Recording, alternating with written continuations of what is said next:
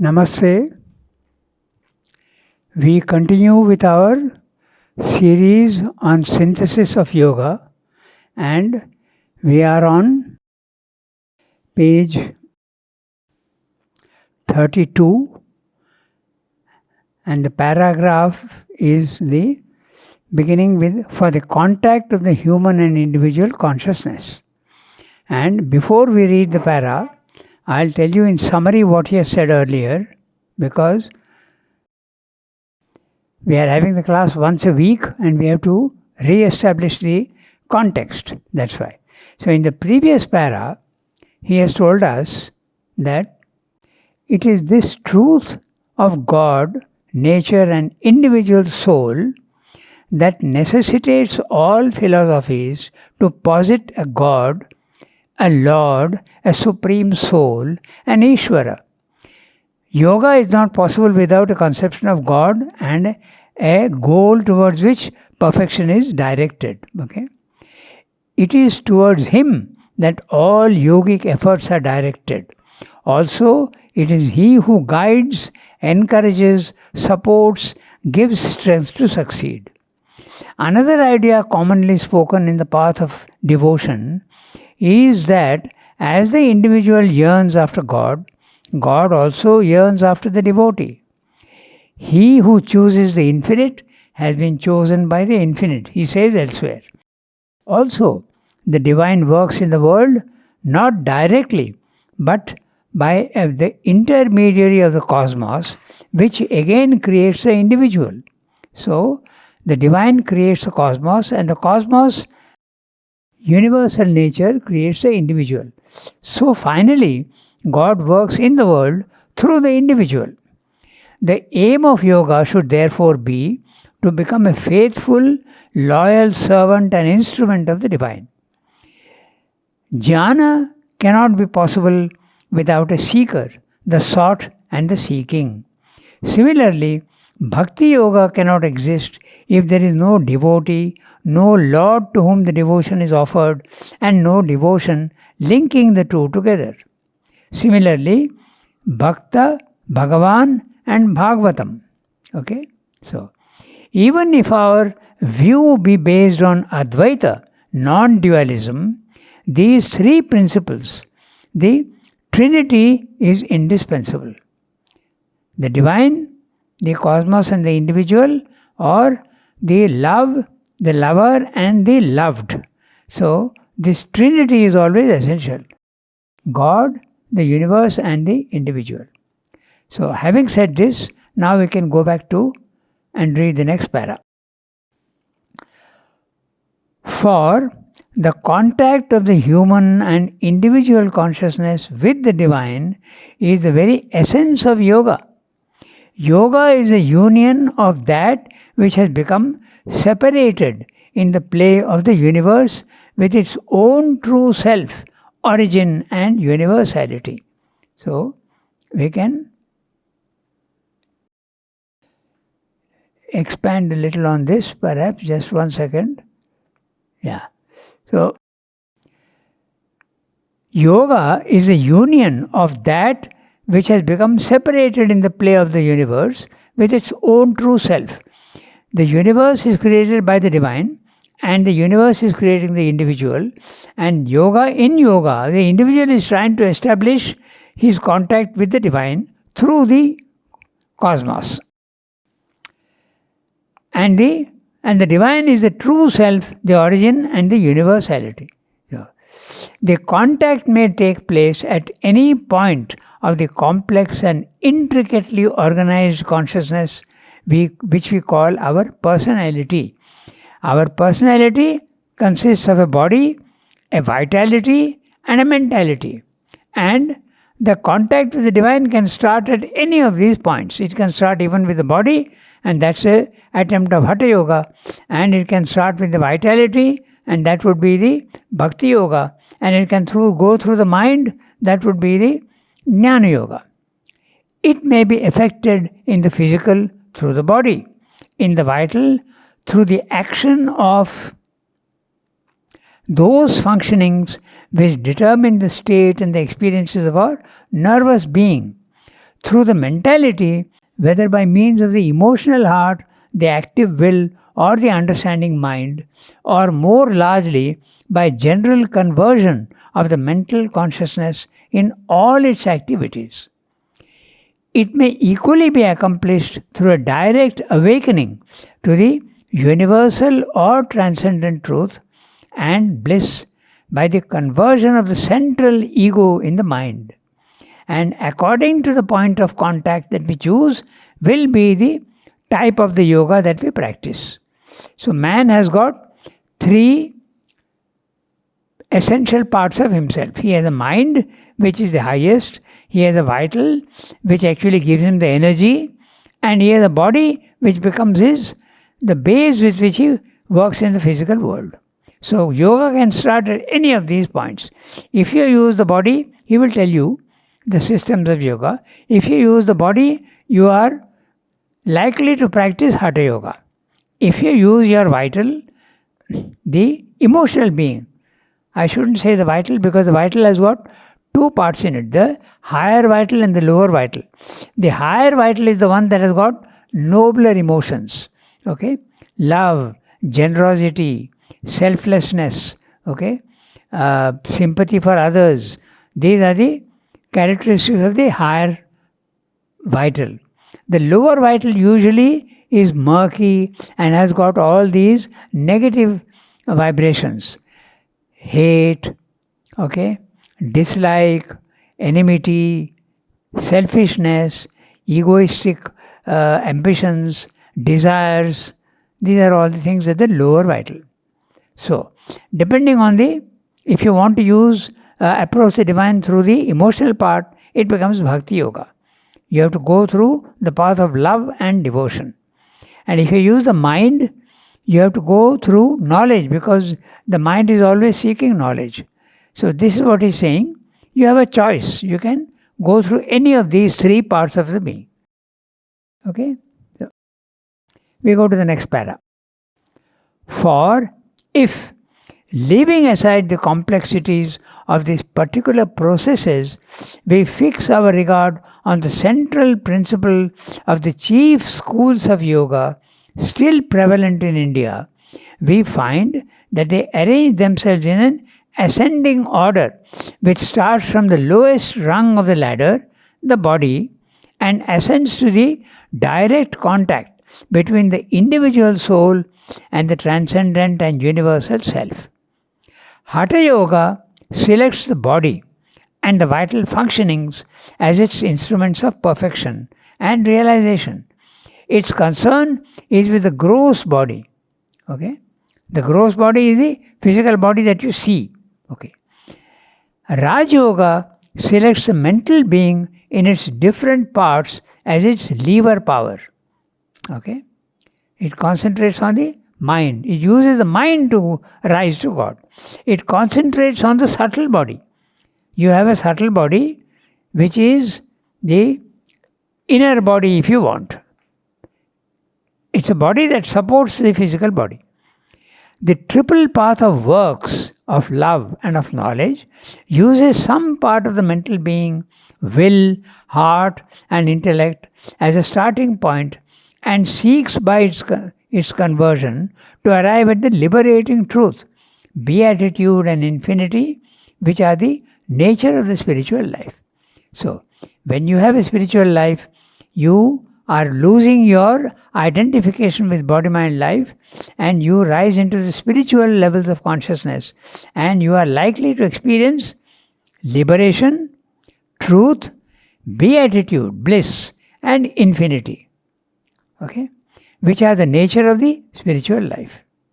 Its method is a direct commerce between the human Purusha in the individual body and the divine Purusha who dwells in every body and yet transcends all form and name. Everything in the physical world, everything is form and name, nama, rupa. Okay? It is not the reality. It is just the outermost part of a human being. And it's not only human being, it applies to everything down the scale, right up to matter. So, He has mentioned here only 5 systems of yoga. Hatha yoga, okay, and he will describe the Hatha yoga, Raj yoga, and then he has clubbed all the 3 together: Jnana yoga, Bhakti yoga, Karma yoga. Jnana yoga uses the mind, Bhakti yoga uses the heart, and Karma yoga uses the will in the body, the will in the vital, and also the actions that you are doing. All your actions, physical actions of the body, are offered to the divine, remembered and offered and consecrated. That's the Karma yoga. It is the widest because it takes all action into and turns all actions into towards the divine. Whereas in the Jnana Yoga, your thoughts are turning towards the divine. You don't care for the other two. He will describe all that. So now we come to Hatha Yoga. Okay. Hatha Yoga aims at the conquest of the life and the body, whose combination in the food sheath and the vital vehicle constitutes, as we have seen, the gross body, and whose equilibrium is the foundation of all nature's workings in the human being. We'll read the para and we'll come back to it. The equilibrium established by nature is sufficient for the normal egoistic life. It is insufficient for the purposes of the Hatha Yogin, for it is calculated on the amount of vital and dynamic force necessary to drive the physical engine during the normal span of human life and to perform more or less adequately the various workings demanded of it by the individual life inhabiting this frame and the world environment by which it is conditioned. Hatha Yoga, therefore, seeks to rectify nature and establish another equilibrium by which the physical frame will be able to sustain the inrush of an increasing vital or dynamic force of prana, indefinite, almost infinite in its quantity or intensity. In nature, the equilibrium is based upon the individualization of a limited quantity and force of the prana. More than that, the individual is, by personal and hereditary habit, unable to bear, use, or control. In Hatha Yoga, the equilibrium opens the door to the universalization of the individual vitality by admitting into the body, containing, using, and controlling a much less fixed and limited action of the universal energy. Okay, so let's go back to the beginning of the para. He is describing Hatha Yoga, what Hatha Yoga does. What Srimad is mentioning here, we'll read sentence by sentence, but what he is saying is that the body uses very little energy, and the energy which is there in the universe, if you can think of it, the sun. What is the amount of energy that the sun has got? What is the amount of energy that the stars and the constellations have got? Comets and whatnot, okay? All the heavenly bodies is tremendous amount of force. Stars are disintegrating, stars are being born, okay? So the amount of energy is infinite there. So what about us? That huge amount of prana is taken and a small amount is taken, and our vitality is built on that. Just like our body is built from infinite matter and a small amount of matter is taken and our body is built from matter. Similarly, the infinite universal prana is infinite, and that prana, that energy is taken and given a form in the individual which is his vital being. So you use very little, but the Hatha Yogin is not satisfied with that. He wants to use a tremendous amount of power. So he trains his body and his vital to open to the universal energy, and he gets all that power that comes into him. He develops tremendous amount of capacities in the vital in the body. Okay, so what is that? We'll discuss that when we come to it. So, Hatha Yoga aims at the conquest of the life and the body. What is meant by the conquest of the life? Normally, our vital is controlling us. Okay? We have desires and we succumb to the desires. Our life vitality, if you fall ill, you can do nothing about it. Okay? The life and the body is controlling you. But in Hatha Yoga, the consciousness in the being wants to control life and body. That's the difference. Okay? So, and the conquest of the life and body, whose combination in the food sheath. The food sheath is nothing but the body. Why do they call it a food sheath? Because all matter can be considered, in a sense, food. Because food is consumed, okay? So, when we are consuming food, all food is matter. But all matter is not necessarily food, because a stone you can't eat.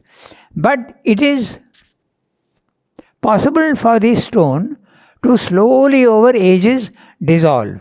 So nothing is fixed, it is mutable. Anyway, the body is called the food sheath. Food as equivalent to matter in that sense. Okay, so the food sheath and the vital vehicle. Sandra is calling the vital vehicle. That's interesting, because if the vitality is not there in you, you will not be able to move. You will only be matter. You will be a lump of flesh. That's all. It's a vitality. It is the vital in you that gives you the power to move. Just like the engine in a car, okay, allows the car to move. If the engine is not there and the fuel is not there, it will not move. In our case, the fuel is the food that you eat, and that gives you the energy, and the vitality allows you to move and act. Okay? So it's called the vehicle. Okay? So constitutes, as we have seen, the gross body, and whose equilibrium is the foundation of all nature's workings in the human being. In other words, there is a balance between the vital and the body.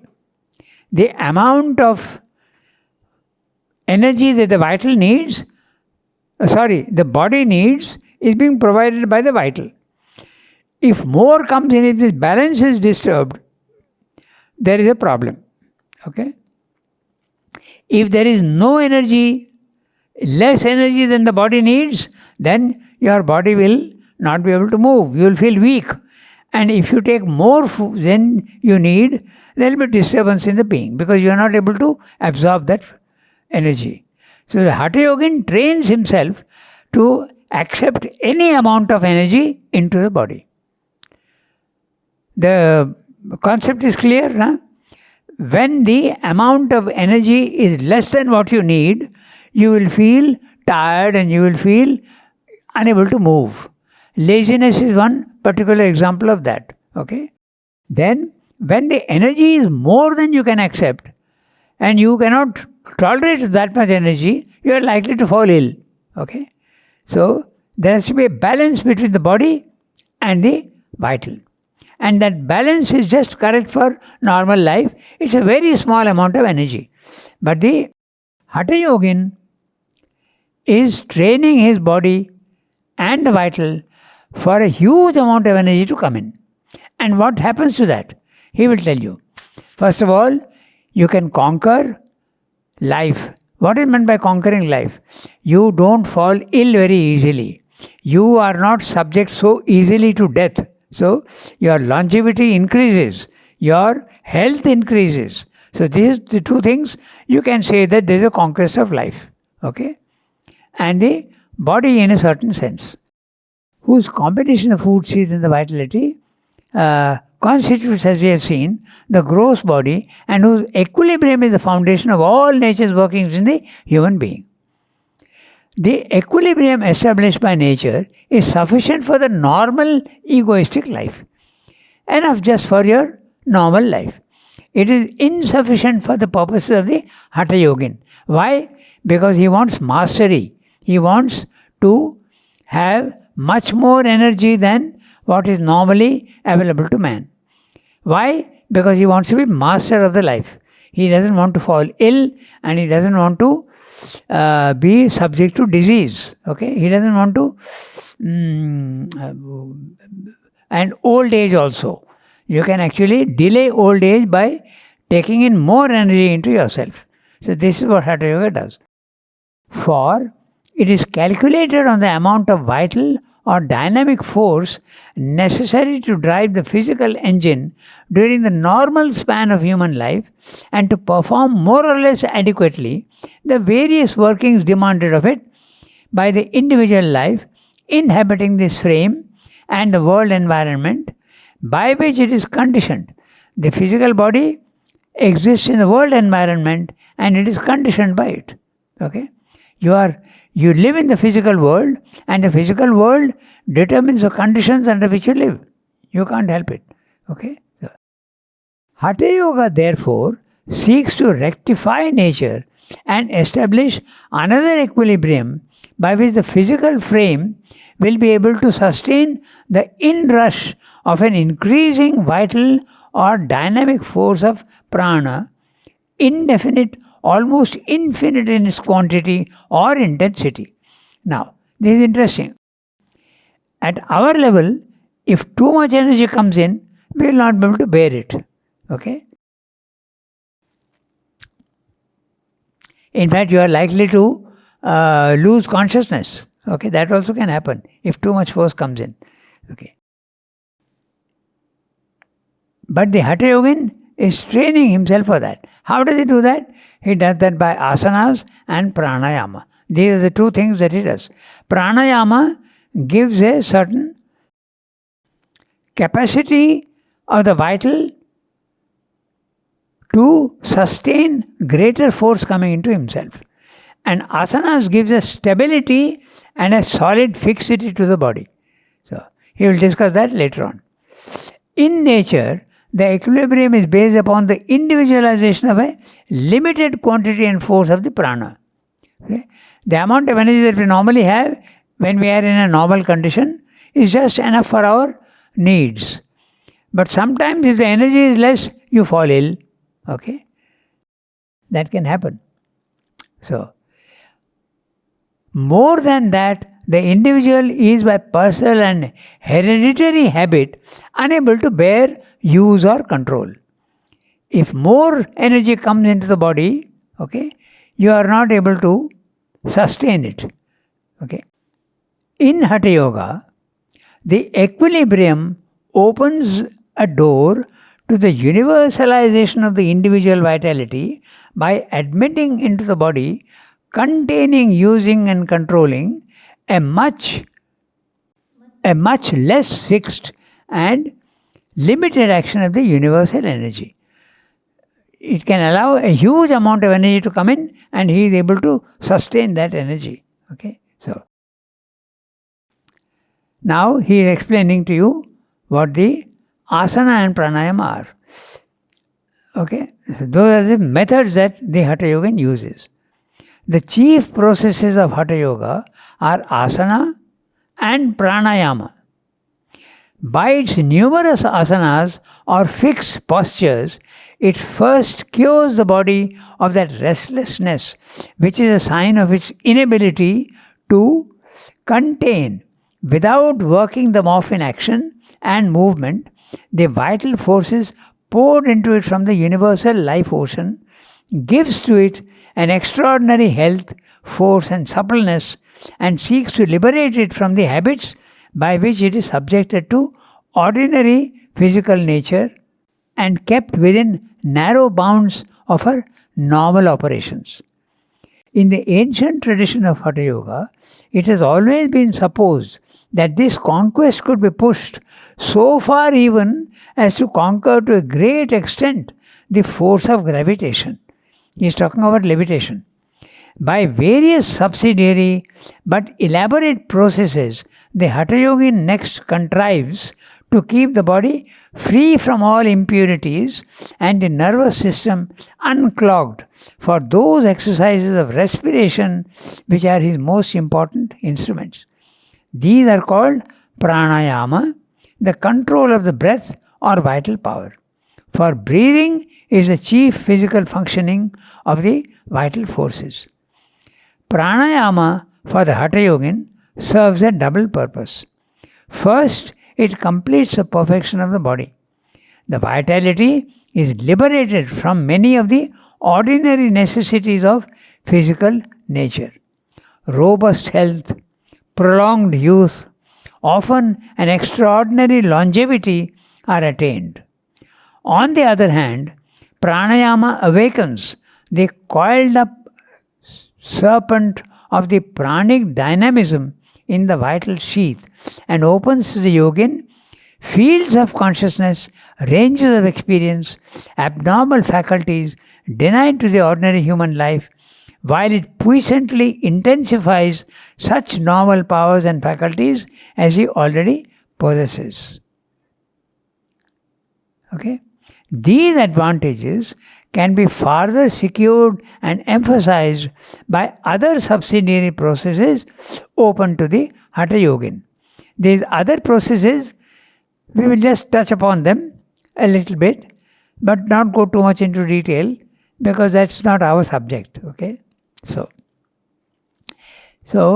we'll quickly read what he's saying here because there are some things which you can point out. Okay? So we can give examples of longevity. Okay? Say we met somebody who lived for 300 years. Then we can give examples of levitation also, his own case in the jail. So I'll quickly go through this, and this will be our last paragraph today. The chief processes of Hatha Yoga are asana and pranayama. Asana everybody knows, and nowadays in the West it is called yoga. But it's not actually yoga. Asanas are only taking certain postures of the physical body to give it flexibility. Okay? Stability and flexibility. Yes. Stability and flexibility. You will notice that some children are incapable of sitting quiet because the amount of energy that is coming in, they are not able to absorb it quietly. They must spend it, so they become restless. But asanas allows you to become absolutely immobile even while absorbing the energy. That's the thing. Okay? Many people are very restless. Okay? They start getting up and moving about, and they can't sustain the amount of energy that is there in the body. This phenomena you will also see in many animals. If you see little puppies, okay, not kittens so much, but little puppies, their tremendous restlessness is there, constantly moving about and flitting about. They can't keep themselves fixed. Children also often are like that. Okay, so but the asanas, that's exactly what you do. You develop in the body and the vital the capacity to retain the energy without movement, without too much of movement. By its numerous asanas and fixed postures, it first cures the body of that restlessness, there you are, which is a sign of its inability to contain, without working them off in action and movement, the vital forces poured in from the universal life ocean. So, how do we absorb energy from the universal prana? First of all, through body. Okay? The body is taking in food. Food is the energy. So, that is the first source of prana in us. The second is the air that we are breathing in. Okay? The air that we are breathing in contains oxygen, and oxygen is a fuel. Oxygen is a fuel. Okay? So, this is the two things. But there are also subtle pranas which can come in. Even thoughts are pranas, okay, in a certain sense. So you are subjected to gross physical forces, vital forces, and even spiritual forces that come in. We are not even conscious of all these things. But sometimes when these things come in, you are not able to sustain them. Hatha Yoga trains the body to sustain them.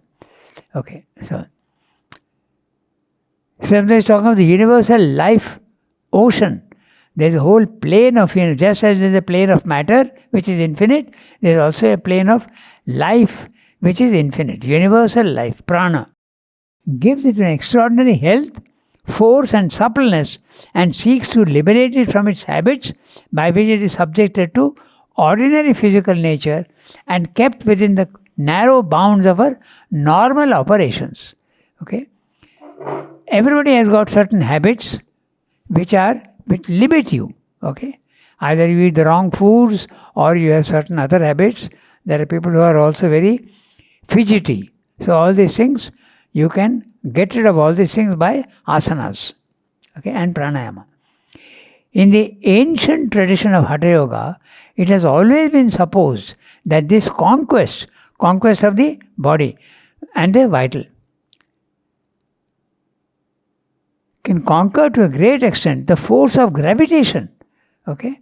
We might as well give an example here, because you may doubt whether levitation is possible, but in Sri Aurobindo case, he himself says that when he was in jail, at one time his intensity of concentration was so much that his whole body had gone up and only part of it was touching the ground and the rest was touching the wall. And when the Scottish guard came in front of his cell, he saw that, he got frightened and he rushed away.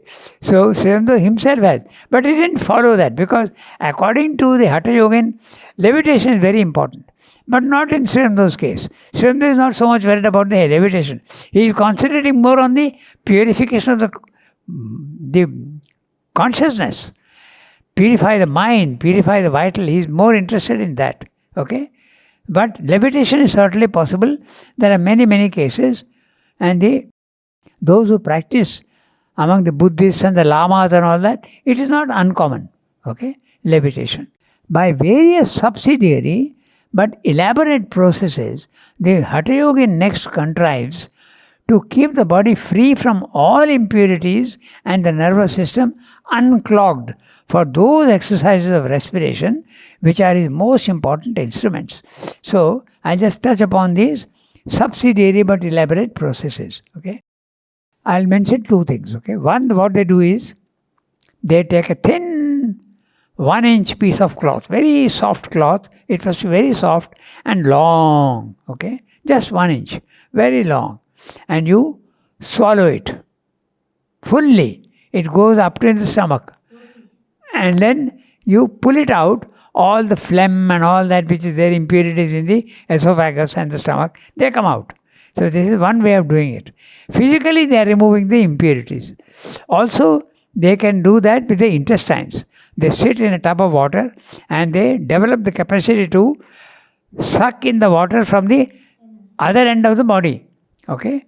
And then it comes out. Just like your normal, they do that in the nursing home sometimes when they want to clean your intestines. Okay?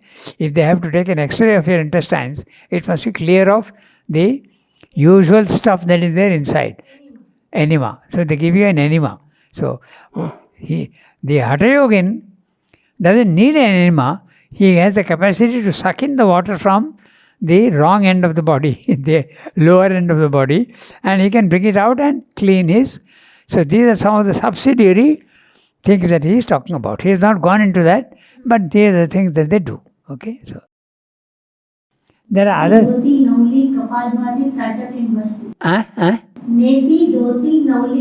right. That's right. These are the words used. Okay? These are the subsidiary things. So there is not touching upon them.